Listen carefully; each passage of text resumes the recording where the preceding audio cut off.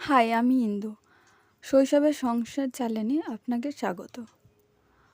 আজ আমি বানাবো মাটির ছোট্ট একটা গ্লাস। আগের দিনই বানিয়েছি মাটির বাটি, হাতা এবং খুন্তি। আর মাটির থালাও বানানো আছে আমার এই চ্যানেলে। এত ছোট গ্লাস এমনি হাতে তো বানানো যাবে না, তাই আমি একটা পেন নিয়েছি। পেনের মাথায় ছোট্ট একটা প্লাস্টিক লাগিয়ে দিয়েছি, দিয়ে তার উপরে মাটিটা রেখে গ্লাসের আকার দিয়ে দিয়েছি। প্লাস্টিকটা রাখার একটাই কারণ, যাতে পেনটা সহজে আমি বের করতে পারি গ্লাস থেকে। তারপর গ্লাসের নিচের অংশে ছোট্ট একটা রিংয়ের মতো বানিয়ে নিচের অংশে অ্যাটাচ করে দিয়েছি।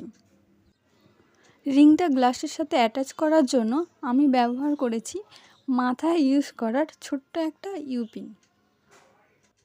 গ্লাসটা কেমন হয়েছে অবশ্যই কমেন্ট করে জানাবেন। আর এইরকম ধরনের ভিডিও দেখতে অবশ্যই চ্যানেলটা সাবস্ক্রাইব করে রাখবেন। টাটা।